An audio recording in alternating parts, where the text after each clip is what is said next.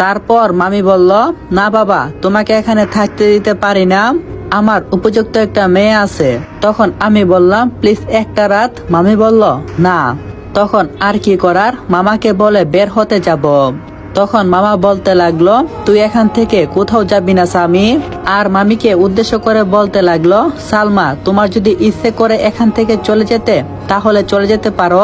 অনেক সহ্য করেছি তোমার এই নাটক, একমাত্র মেয়ের দিকে চেয়ে, কিন্তু আর না।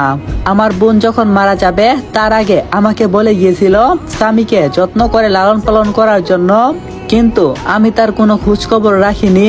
আমি এক এমন হতভাগা ভাই যে তার বোনের শেষ কথাটাও রাখতে পারিনি। তখন মামি বলল আমাকে উদ্দেশ্য করে, তুই একটা অলক্ষী, তোকে জন্ম দেওয়ার সময় তোর মা অসুস্থ হয়ে পড়ে, তারপর ওই রোগ আর অসুস্থতা তার জীবনটা কেড়ে নেই। আমি কখনো তোকে ক্ষমা করব না, তোর জন্য আমার বোনের মতো বান্ধবীর মৃত্যু হয়েছে।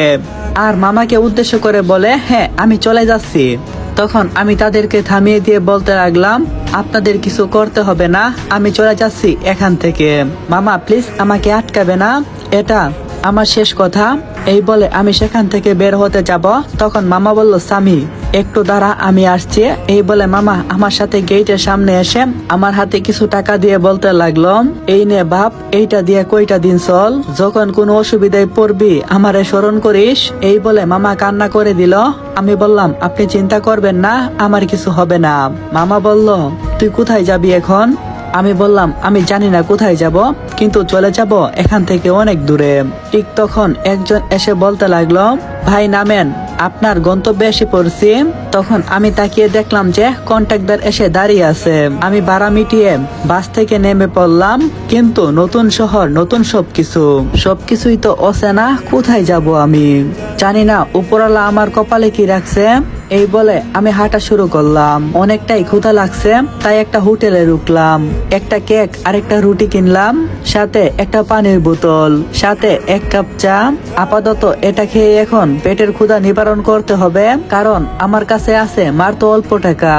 এটা দিয়ে নতুন বাসাও নিতে হবে, একটা টুকটাক কাজও বের করতে হবে। এখনো পড়ালেখার চেয়ে অনেক বাকি, আমাকে যে ঘুরে দাঁড়াতেই হবে। খাচ্ছি আর এসব ভাবছি। মামা চাইলে সেদিন আমাকে তার সাথে রাখতে পারতো। মামা আমাকে বারবার বলেছিল থেকে যা, কিন্তু আমি জানি সেটা মন থেকে না, জাস্ট আমার মুখে একটু হাসি দেখার জন্য মিথ্যার আশ্রয় নিয়েছে। কারণ মামা মামিকে অনেকটাই ভালোবাসে, তাদের লাভ মেরে হয়েছিল। আমি যখন তাদের বাসা থেকে চলে আসতে যাব, গেট দিয়ে বের হবার আগে একটু জেরিনের রুমের দিকে তাকাইছিলাম। হ্যাঁ, সে করিডোরে দাঁড়িয়ে আছে, আমাকে দেখছে, তবুও কোনো কিছু বলছে না। কি স্বার্থপর মানুষ, আমি তার বাসায় যাওয়ার পরও একবার আমার সাথে দেখা করতে এলো না, এসব ভাবছি। আর চোখ দিয়ে পানি চায়ের কাপে পড়ছে। ঠিক তখন একজন বুড়ো লোক বলতে লাগলো, বাবা কে তুমি? এখানে তো তোমাকে আগে কখনো দেখিনি, কান্না করছো কেন, কি হয়েছে তোমার? তখন আমি তাকিয়ে দেখি